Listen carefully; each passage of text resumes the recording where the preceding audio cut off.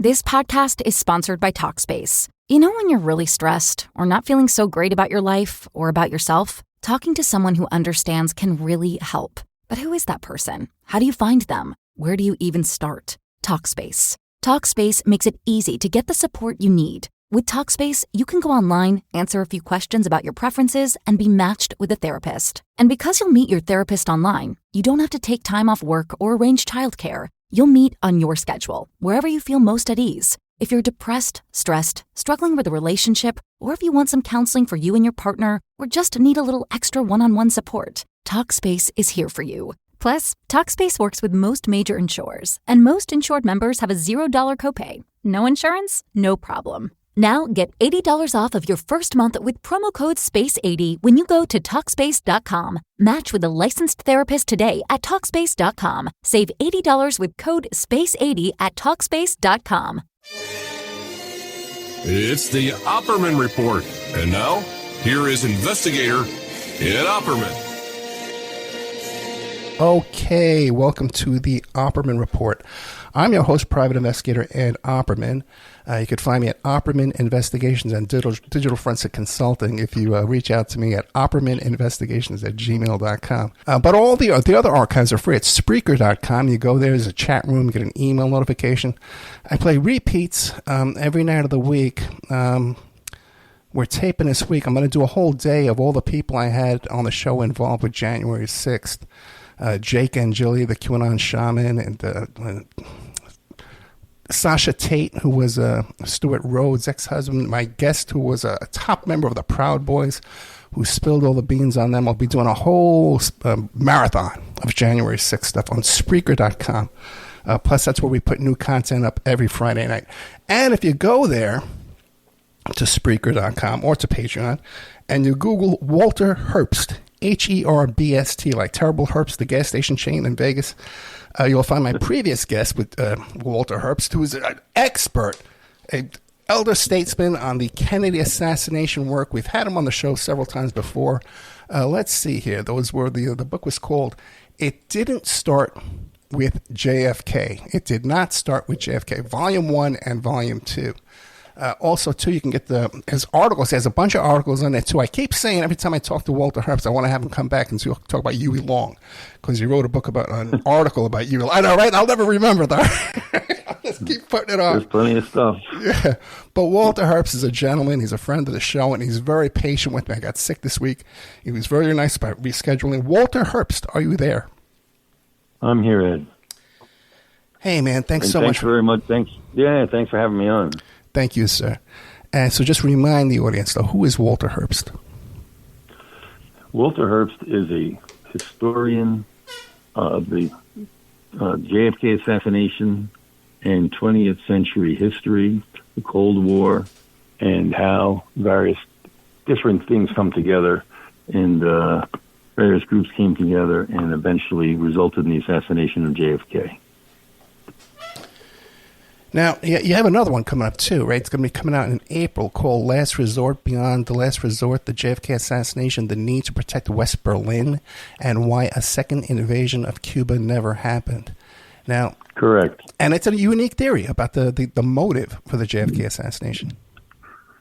Yeah, it is. I mean, the Berlin gets very little attention as far as the JFK assassination is concerned. But it is very important in that everything JFK did during his presidency, and you could even say the same about Khrushchev from his perspective, was what would happen to Berlin if we did this. If we went into Laos or if we went into Vietnam, what would happen? If we attacked Cuba, what would happen to Berlin? Because Berlin was the gateway to Western Europe, and that was a major concern. And so Berlin, I take that angle and I delve deeply into it and look at the second part is why a second invasion of Cuba never happened, and that's why. I mean, they were looking, the Kennedy brothers were looking to invade Cuba. They were thinking about it, but they couldn't do it because they knew they had to come up with a way to invade Cuba and not affect West Berlin. But they couldn't do it. And to be honest with you, and what my book's going to be about, I don't want to reveal too much, but that let's just say it's possible that JFK was assassinated actually to prevent the second invasion of Cuba from happening. No, that's bad. But once again, though, could he trust that same bunch? That same bunch of the anti-Castro Cubans and the Watergate burglars are all involved in the first invasion. Could he trust them? Go back to them again? Well, that's the thing. Okay, He had his AmWorld group that he was looking at, which were basically left-wing leaning Cuban exiles, led by Harry Williams, and Robert Kennedy was running the operation. But simultaneous to that, we had Paulino Sierra, who was putting together a group of Cuban exiles, businessmen who were financing him, and members of the mafia who were financing him. Right. And these were right-wing Cuban exiles who could have pulled it off without the assistance of the Kennedy brothers. And there was talk of December 1963 of an invasion of Cuba happening. And you had a lot of chatter of Cuban exiles saying, we're going to, as soon as we take care of Kennedy, we're going to invade Cuba. But It's possible that someone circumvented this whole operation and eliminated Kennedy to prevent that Cuban invasion from happening. And I always ask myself, and I ask myself in the book, and that's what I ask readers to look at, is why didn't we invade Cuba after Kennedy was assassinated? I mean, we had Lee Harvey Oswald, Russian defector, Fair Play for Cuba committee member, went to Mexico City, tried to get into Cuba, left a letter saying that he had used a false, an alias in Mexico City. And anyway, there's plenty of reasons to look at. There were plenty of reasons for the United States to invade Cuba based on just who Oswald was, and we just ignored it. And so, I mean, to me, that's the key to the whole story. Why did we not invade Cuba after Oswald was accused of killing Kennedy? Yeah, it's such a fascinating time in our history. So people keep your eye out for this book. It'll be coming out in April. Last Resort, Beyond Last Resort, the JFK Assassination, the Need to Protect West Berlin, and Why a Second Invasion of Cuba Never Happened by Walter Herbst. And you can go there right now. There's a pre-order savings, pre-order price guarantee that you can go there and check out. Okay, but the reason why we had you back on the show, because you wrote this incredible post on Facebook. Oh, boy.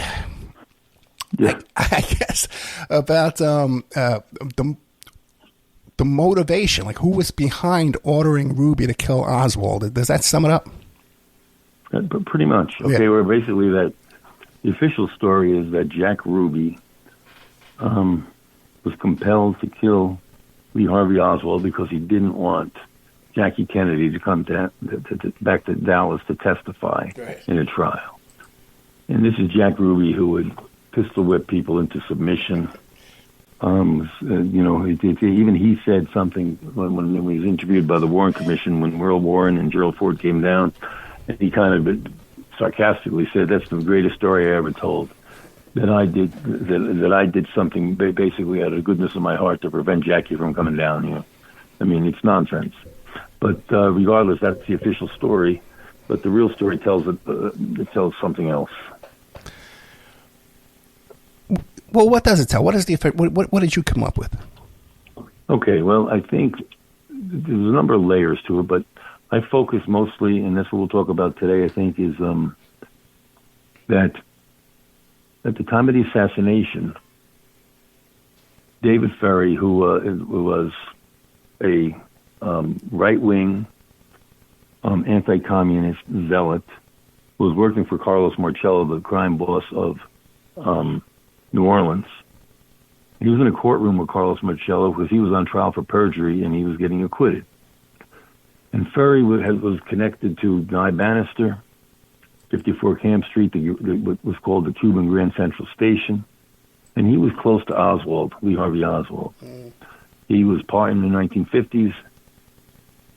Oswald was part of the Civil Air Patrol, and Ferry was an instructor in New Orleans, and there's a photograph showing the two of them in together.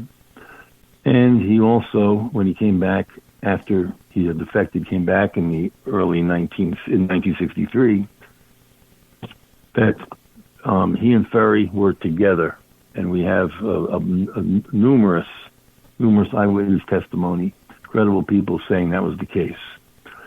Okay, well, on the night that JFK was assassinated, David Ferry and two young male companions drove about 360 miles to Houston in a violent rainstorm. And the reason they did that was because one of those two companions and one was a roller skater who had never ice skated, and he wanted to ice skate.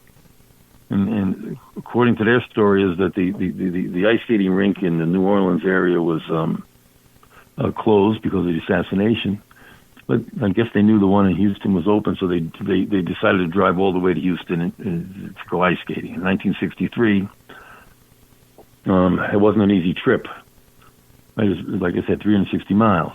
So they made it there. They arrived at the Altamont Hotel in Houston at 4 in the morning, and on Saturday they went to the Winterland skating rink. Now, those two companions skated. Ferry did not, and the manager rink recalls that he never went ice skating. He just hung around the payphone, making and receiving calls. Now, Ferry approached the manager, and they talked, and because he said he was interested in buying an ice skating rink such as the one the guy had, and but it was more. It seems to be more that was just to give a justification for why we were there. Yeah, especially since if the nearby ice skating rink was closed because of the Kennedy assassination, and they don't get to the other one until the next day, the first one probably would have been open by then, right?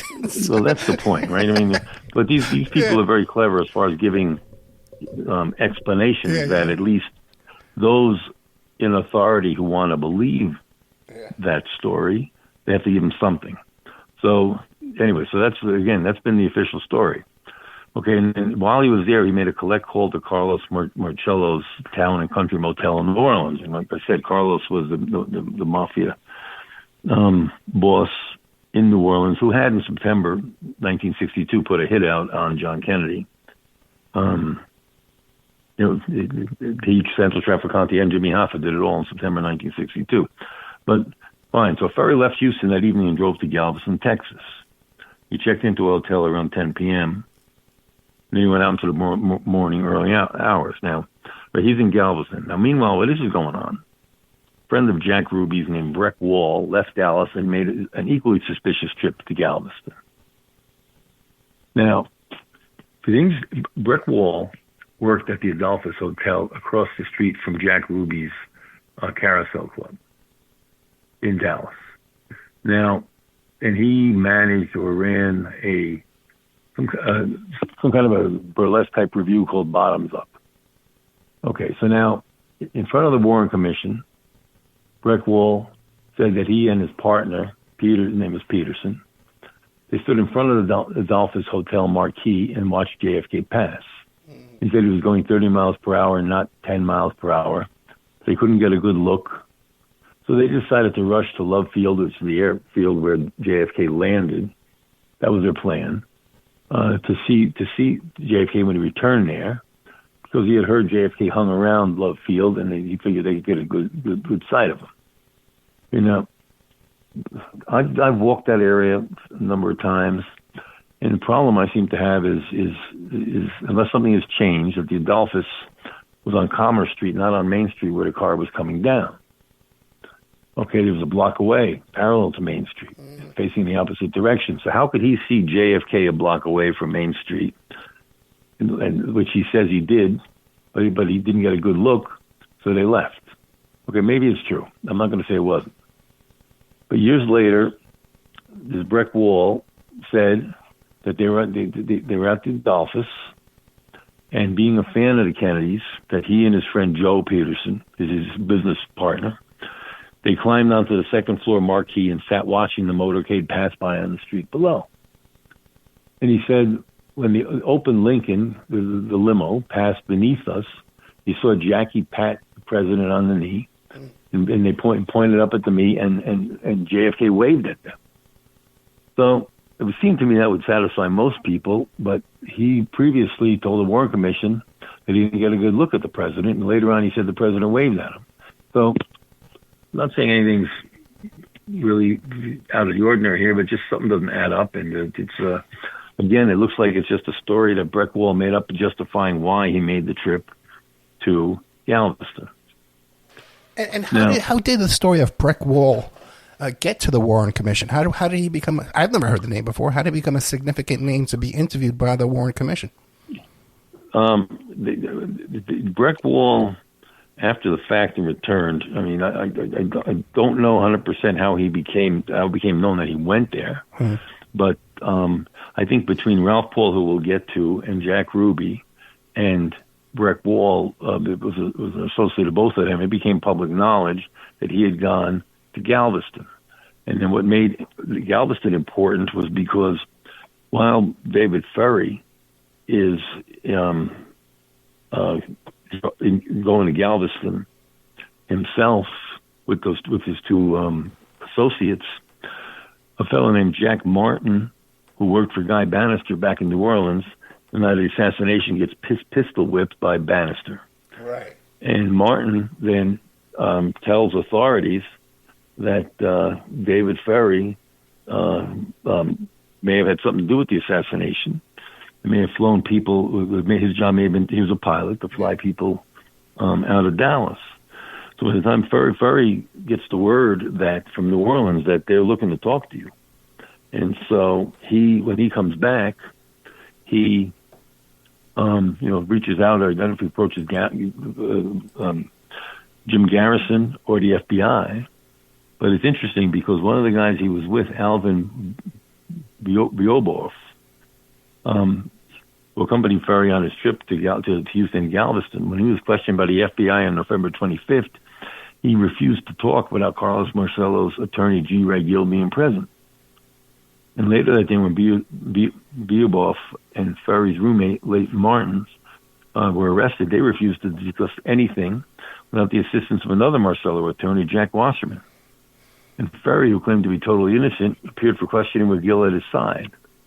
So, and then maybe that was prudent on their part, but people very quickly who were in New Orleans, and there was no direct association between them and the JFK assassination, all of a sudden lawyered up and wanted to protect themselves.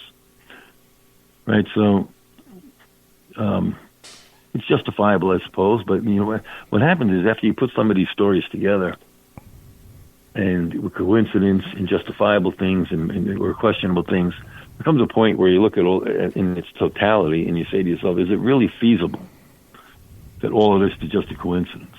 Or is there something here? I mean, in my opinion, there's something here. It also seems kind of sloppy, too, right? Well, it must have been spur of the moment. I think what motivated Ferry to go and Breck Wall, I think what happened is Ruby was told to kill Oswald. And Oswald had a connection to New Orleans, right? He was there the whole summer. And even prior to that, handing out leaflets, which is the Guy Bannister standby, right? They handed out leaflets saying "Fair Play for Cuba Committee," pro-communist or whatever, and also working. There's evidence that he did have a connection to Carlos Marcello, and so it's sloppy, but I can see if Marcello thought he was being set up as a patsy in the assassination, because with Oswald's arrest, I think the FBI played a role, but not a major role. It was a backup minor role. But regardless, with the arrest of Oswald, it pointed to New Orleans, and they had to nip it in the bud. I think Ruby was instructed to kill Oswald, and his only way out was to send Breck Wall down and talk to, and Ferry was sent by Marcello, and hopefully, plead his case to why it wasn't necessary to kill him. And of course, that didn't happen for him. And in doing it in such a way, I mean, the idea was to use cutouts, right? It was pretty typical. You wouldn't go direct. You wouldn't make a phone call. You would have other people do it for you, so that there would be a separation, so that if anyone tried to make a trace, you couldn't just directly connect Ruby to what was going on in New Orleans. But Ruby had connections to New Orleans. And it also seems, too, from your article here on Facebook, and if you go to Walter Herbst on Facebook, is that when Ruby was given the order, he didn't even own a gun. He didn't have a gun handy to go do this hit. One of the biggest hits in history. Right. So I mean, Jack Ruby, I mean, it's an interesting character because let's just... He may, and there was other stuff going on at the time too, not just the assassination. There were gun deals going on, and there was a type of gun deal that went bad that may have involved 2 days before that may have involved Oswald and Ruby, and there were people who fingered them. I mean, there's no direct evidence that they were involved, but Jack Ruby was a gun runner with Thomas Eli Davis. He admitted that. Right, and Thomas Eli Davis had connections to the CIA, and he wound up being arrested in Morocco the day after the assassination because he had a letter describing the assassination and mentioning the name Oswald. Well, in his case, it turned out to be Victor Oswald, a gun runner in Spain. But regardless, I mean, like I say, the coincidence start to pile up. Sooner or later, you have to look at them and say, this can't be a coincidence. It's too. The odds on it against it are too great. But so anyway, so we've got Ferry heading towards Galveston, and we've got Breck Wall heading towards Galveston. And back in Dallas, Jack Ruby is nervous as can be. And at 10:44 p.m., a call goes from his sister's apartment to a restaurant called The Bullpen, which was owned by Ruby's good friend Ralph Paul. Paul later said he was gone from the restaurant at the time, never took the call, but a waitress says, no, that's not true. He was there, and she recalled Paul saying, are you crazy? A gun. And again, it's just, who knows? You got to assume that Ruby and Paul talking about that's connected to this trip to Galveston. Yeah. So at 11 o'clock, Ruby starts calling. He's at the Carousel Club, and he starts calling Galveston, trying to talk to Wall. He finds he hasn't arrived. They knew that Wall was going. He had friends in Galveston that he would visit on occasion, so he had a reason for going there. And so there was they knew what number to call him at. So Ruby calls Ralph Paul again. And they talked for a while. And then a half hour later, he called Paul again. And then 20 minutes before midnight, he finally reached Wall in Galveston, and whatever was so important took 2 minutes to talk, to discuss. Mm. And after hanging up, he waited just a brief moment, and then he called Paul for the fourth time in approximately an hour and a half. And they spoke briefly, and there was nothing really left to say.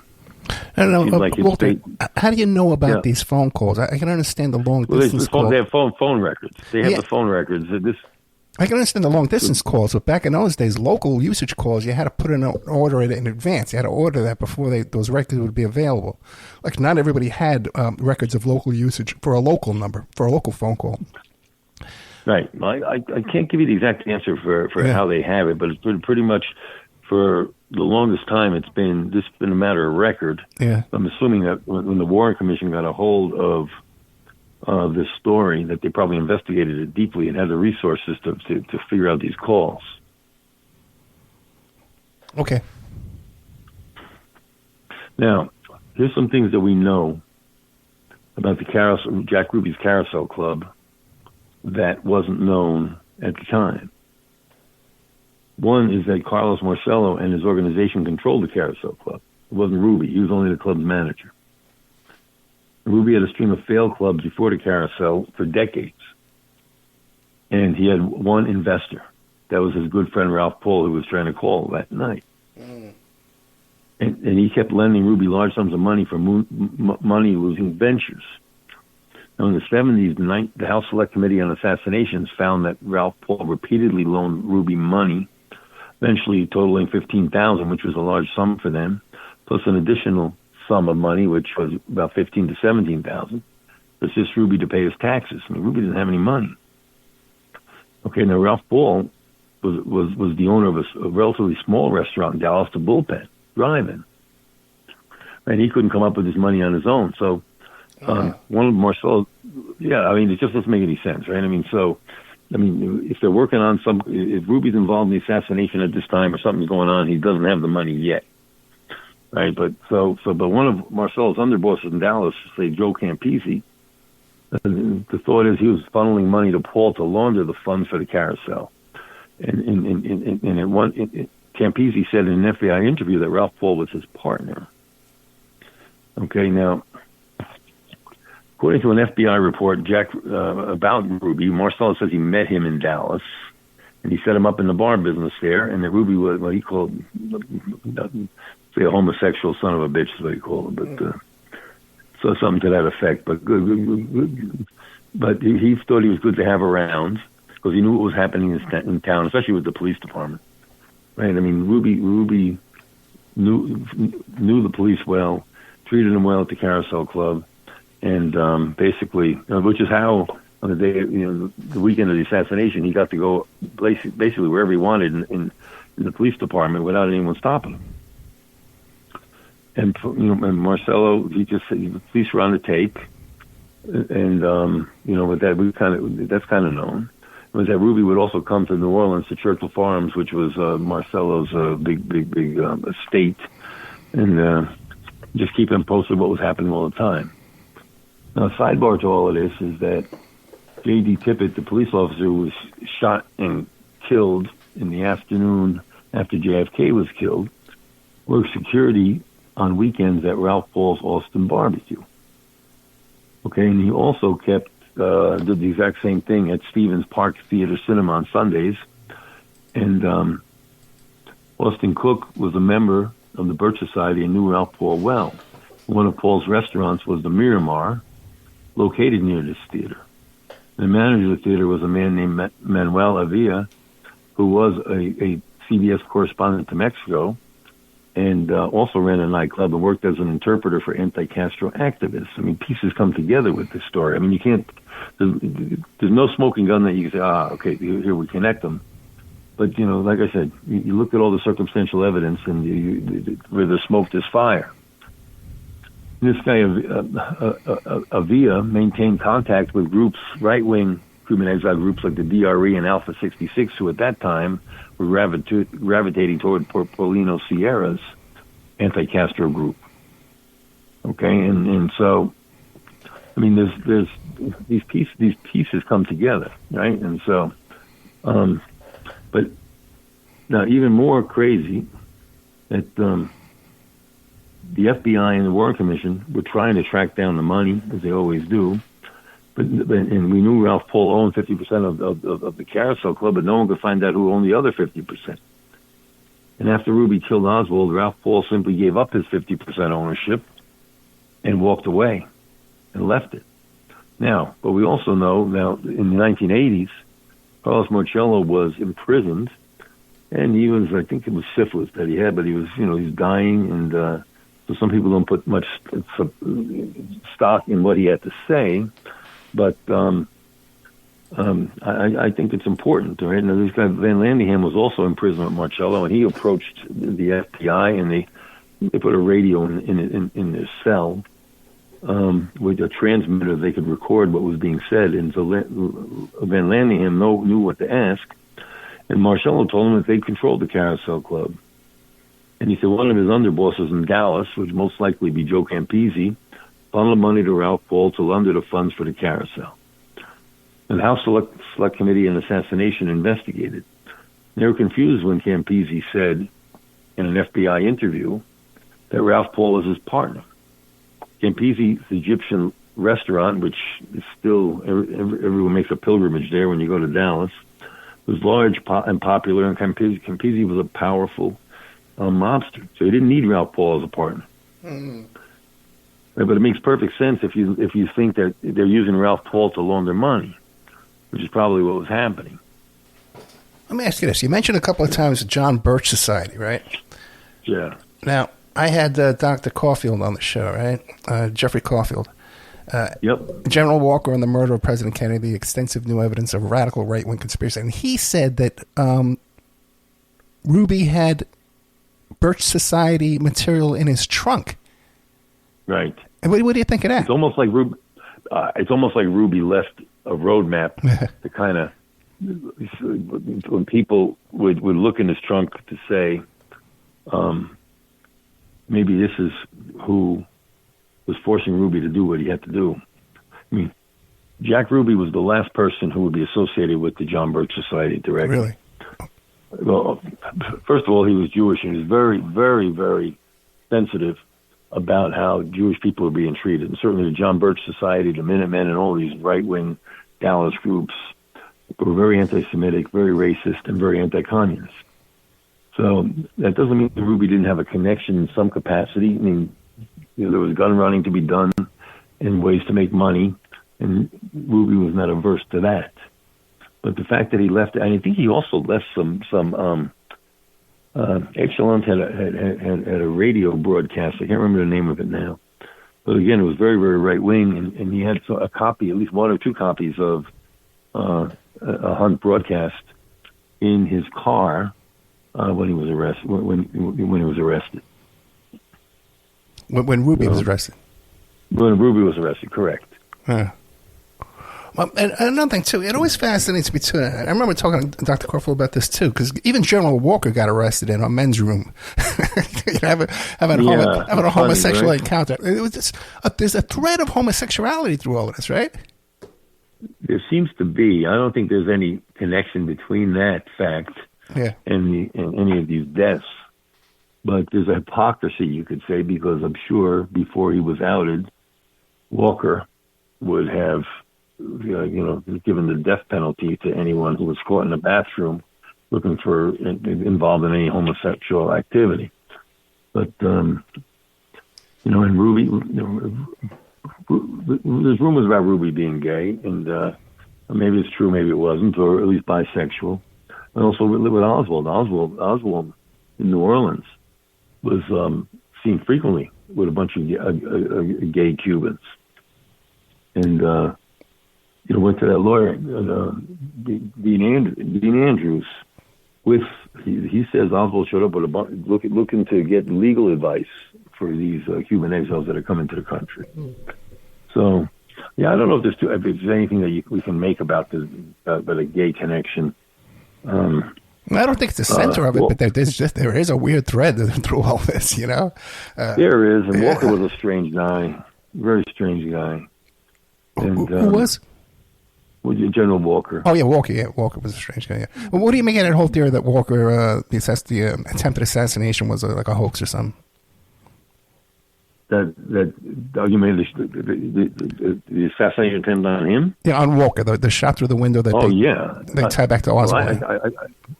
I think I agree. I mean, even Walker, years later, when they showed the bullet, allegedly the bullet that was fired, that was just to develop the story a little. So Walker is sitting at his desk doing his income tax, and Lee Harvey Oswald allegedly, but there are other people involved. I think he was there. Maybe he fired a shot, maybe he didn't, but there are other people there with him, according to an eyewitness, and shot through a closed window at Walker, and Walker just happened to lean forward, and the bullet missed him and went into the wall behind him. And the bullet that they showed was more like the Manlinchuk Carcano bullet that Oswald's gun would have used, and Walker said no, that was nowhere near it, that it was a tiny little thing, and but it would see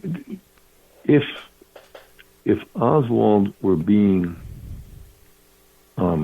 watched, or just to see how he would handle this, would he go through with it? It wasn't so much killing Walker; it was just that he would make the attempt, and I think that possibly may be what it is. And it's very interesting when you read it. He left his wife Marina Oswald did a letter, like 10 points in it, as if he was never coming back. It was prior to the shooting, and it was like, we have friends here. You can get, you go to the post office, it's at this, you know where it is, it's at this location. But he made a couple of interesting statements, and he'd say, burn my clothes, I don't care about that. But like his military papers he wanted to keep, which was out of line with a man who, left the Marines with a dishonorable discharge and defected to the Soviet Union. But more importantly, what always struck me about that note that Oswald left was that he said to Marina, if I'm alive and taken prisoner, and I forget the rest of it, but the important, I mean, if most people under the circumstances would say if I'm arrested, right? I mean, say if I'm alive and taken prisoner, it's like you're going behind enemy lines as a spy. And that doesn't mean that maybe those were the words Oswald chose. I just thought they were very curious words for if he was going out on his own just to shoot at Walker. Say if I'm alive and taken prisoner. It was a curious choice of words, considering everything else we know about Oswald. Yeah, I never heard of that before. That's very interesting, too. Now, when we were talking off there, you were talking about, once again, with the anti-Semitism and Jack Ruby, that when you were talking about when he was in custody, he gave this long speech about, I think he was even saying that there were basements or underground tunnels underneath the prison with Nazis down there. I think am I crazy about that or what? I don't know that part. Okay, but I mean, look, Ruby. Just look at Ruby for a second. I mean, he was really bothered. Okay, when he went up on the day of the assassination, he went to the second floor of the Dallas Morning News, and he was going to just pay for the ads that he was going to run, was allegedly not knowing that JFK was about to die. And he saw a Welcome Mr. Kennedy ad by the American Fact-Finding Committee, and the name associated with Bernard Weissman. And this was a list of grievances against Kennedy. And it upset him very, very much that this fellow Weissman was associated with it. Now, the big thing with Ruby, though, was when Chief Justice Earl Warren, head of the Warren Commission, came to Dallas to talk to him. And Gerald Ford was there as well. And Jack Ruby said to him things like, to Earl Warren, now you've been here 5 or 6 months ago. A certain organization wouldn't have completely formed now so powerfully to use me because I'm of the Jewish extraction. And people have looked at him as, as kind of a overreaction by some nut, but it's not really true. I mean, he had very right-wing groups and that were really anti-Semitic. And I'm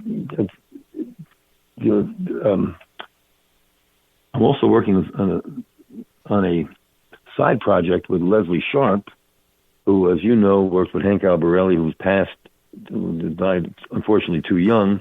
But they wrote Coup in Dallas, which is a great book that has the Lafitte date book in it that basically covers a international conspiracy to kill JFK with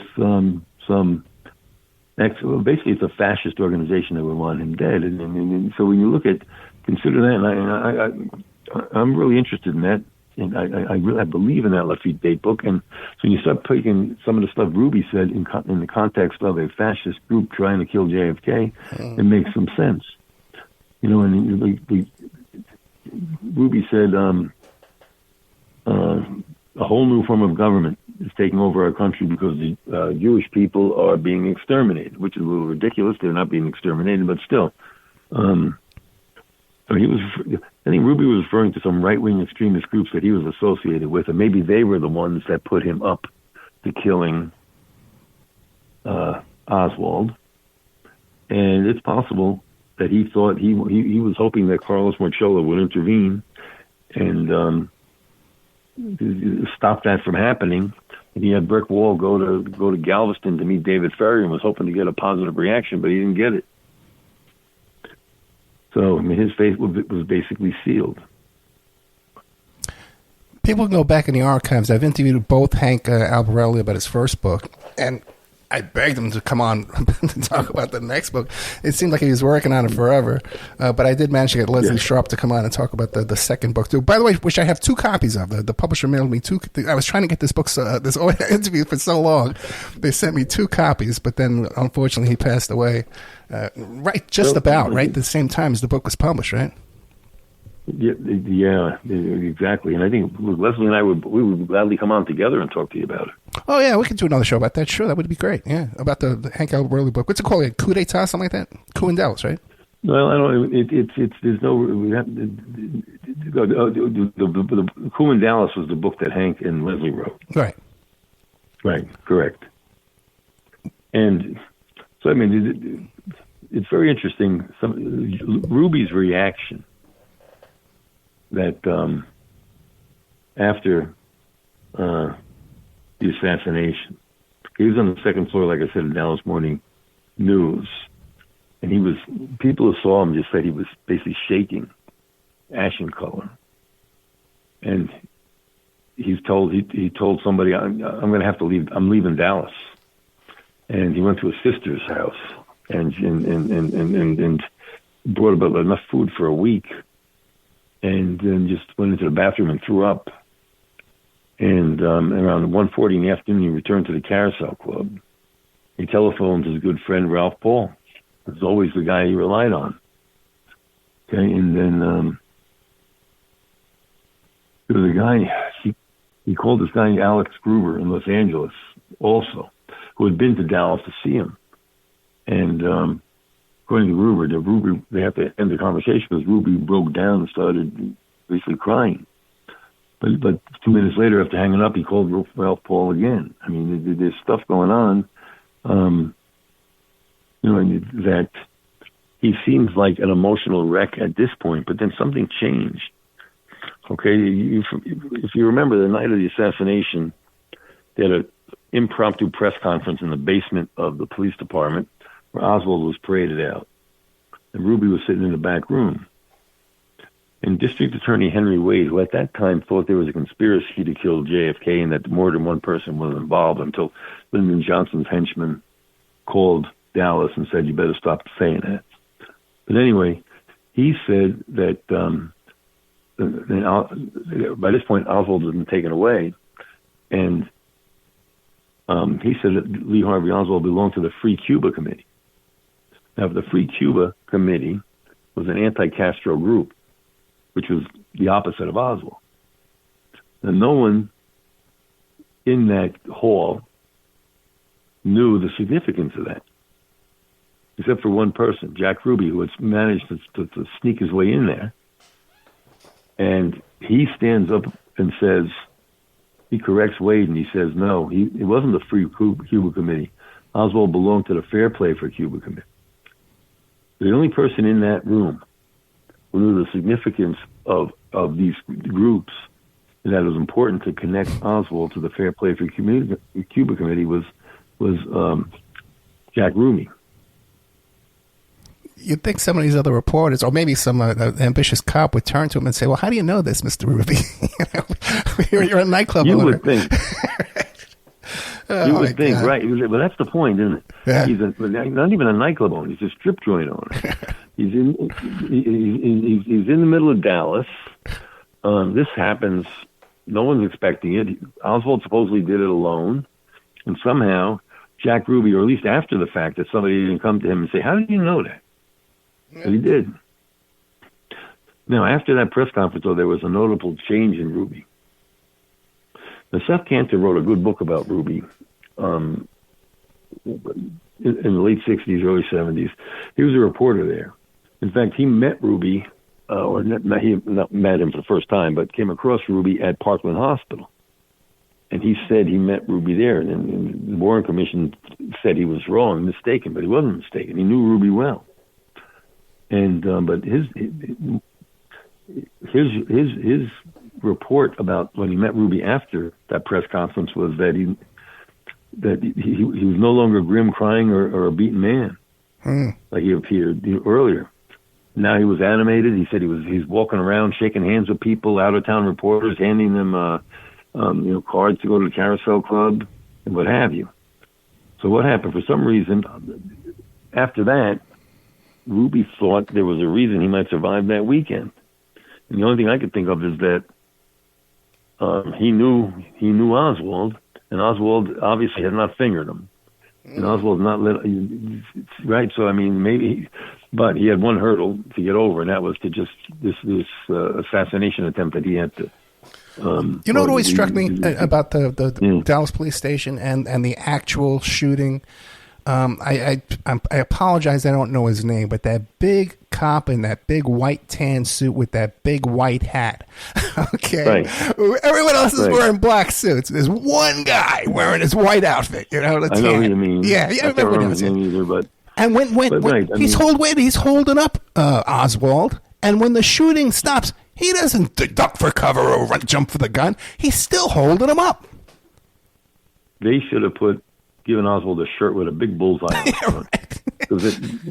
Right? They might as well have done that because, and the other guy is Captain Put him in a barrel in a duck suit, you know?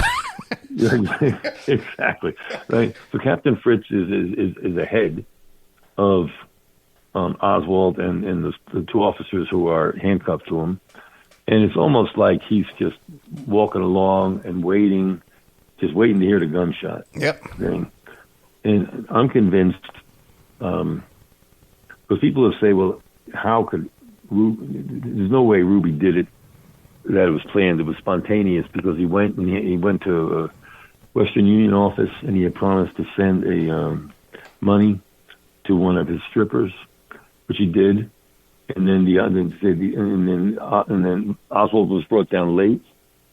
And how is it possible that Ruby could have timed it in such a way it'd be coincidence? Well, not unless they held Oswald until Ruby was in place.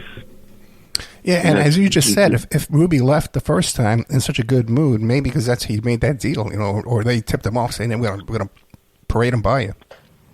That's the thing, and he really thought he was going to plead insanity or something and just get off. That he'd be treated like a hero. And they brought Melvin Belli in from California, and Ruby didn't belong to the mob, but all he did was talk to the mob and use a mob lawyer and everything else. But somehow he was just this innocent nightclub owner as they portrayed him to be. Wait, real quick. What was I going to say? So all of Ruby's connections were to organized crime. Did he have any kind of connections to CIA or any kind of intelligence or anything? Not the CIA, not that we know of. But the one interesting thing was in 1959, Castro had taken over in Cuba, and Louis McWillie was an associate of Ruby's, and he was in Cuba. He was working at the casinos, and he called Ruby to come to Havana because Santo Traficante, the Tampa mob boss who was running the casinos, was incarcerated there, and he needed to get Ruby to help get him out, try and get him out of prison. Well, before he left, he talked to the FBI, Ruby did, and he then went out and he got himself a wire that he could put on his body, to try and tape record conversations and things of that nature, like a whole spy paraphernalia. And he met with the FBI on a number of occasions. And then the FBI called it off saying that he didn't bring anything of value. Well, people have speculated if he met so many times with the FBI that they wouldn't have done that unless he gave them something. But anyway, there was something with the FBI that he had a connection with. And then there are reports that during the 1950s, during the McClellan Committee and the Kefauver Committee investigating organized crime, that Jack Ruby was an informant for George Hunter White and Jean-Pierre Lafitte of the infamous Lafitte date book. Okay, so that, and they were looking for, and that they were looking for a person named Jacques Leroux. And Jacques Leroux was Jack Ruby, and they could never find him. Not Lafitte and George Hunter White, but George Hunter White and Lafitte, they were CIA connected guys, and they were at the time involved actually working with the CIA and the mafia, experimenting on drugs, part of MK Ultra, and having safe houses where they would lure people there. And so Ruby having a connection to them is very interesting. And but the other interesting thing is, getting back to the date book again, McWilly's name is in the date book, Ruby's name is in the date book, Thomas Eli Davis's name is in the date book, George Hunter White's name is in the date book, of course Lafitte's is, and a fellow named John Wilson Hudson. Now, Wilson Hudson's an interesting character because of a connection to Mexico City and Lee Harvey Oswald. Okay, but on November 26, 1963, or 4 days after the assassination, the American embassy in London was contacted by John Wilson Hudson to tell them that while he was in Cuba in the summer of '59, that he came across an American gangster type named Ruby, and that Santo Traficante was visited by Ruby. Now, Hudson was incarcerated himself, but the point is, that's 4 years later, he still remembered Ruby and took the time to call the embassy and mention Ruby. That's not the only time something like that happened. Now, William Godet was a CIA asset in New Orleans, and he was basically hovered around the anti-Castro Cuban exile community, Guy Bannister, David Ferry, what have you.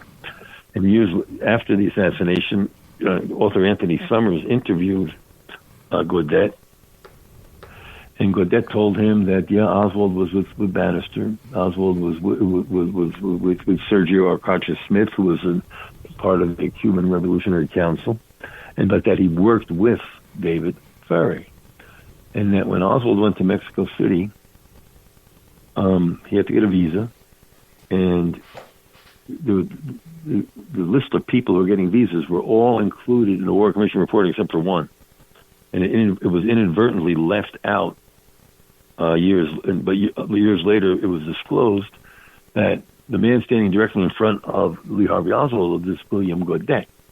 Again, another coincidence. Okay, now wait. When they were applying for visas, they were applying for visas together. City.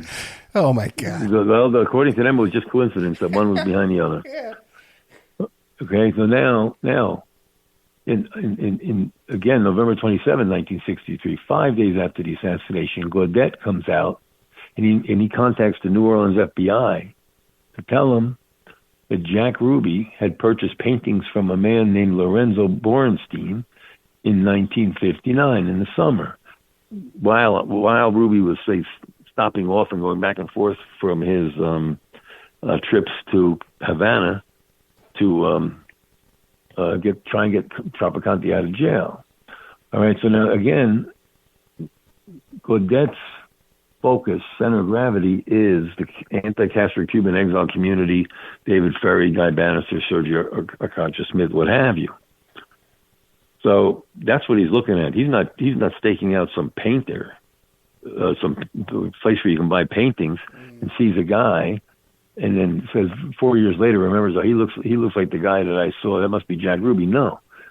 So I mean, it's pretty obvious that Jack Ruby was involved with these people going back to 1959, and then fast forward to 1963, and then there's a Ferry Ruby connection through this Galveston encounter, and so it's not illogical, right, that David Ferry would be the one asked to go meet up with Breck Wall to pass word along to David Ferry. And then you have also Thomas Eli Davis, who was a gun runner.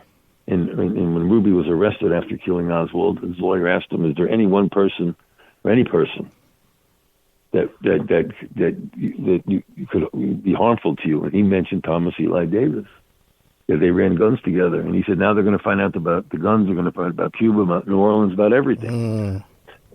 And in August 1963, we don't know if it's Thomas Eli Davis, but a T.E. Davis checked in for 2 nights at the LaSalle Hotel in New Orleans.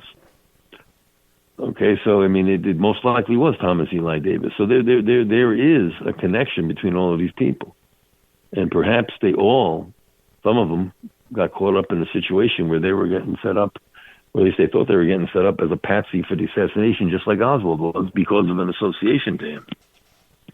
Or they were involved with the assassination themselves. It's possible too, but I kind of think they were. At least Ruby was. I don't know about Davis or Hudson, but I mean, or people had roles involving Oswald that then, guilt by association, once Oswald was arrested, placed themselves in harm's way. Walter Herbst, incredible stuff as usual. That's like the last 2 times you've been on, man. I tell you, bro. And some of this is going to be in the next book, Last Resort, Beyond Last Resort, the JFK assassination that needs to protect West Berlin, and some of this, right?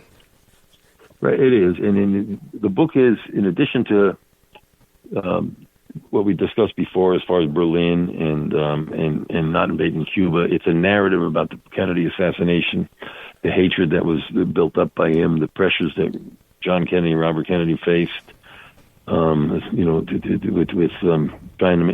the military basically being very dissatisfied with them, and also what Ruby was doing and Oswald were doing completely during that whole Kennedy presidency.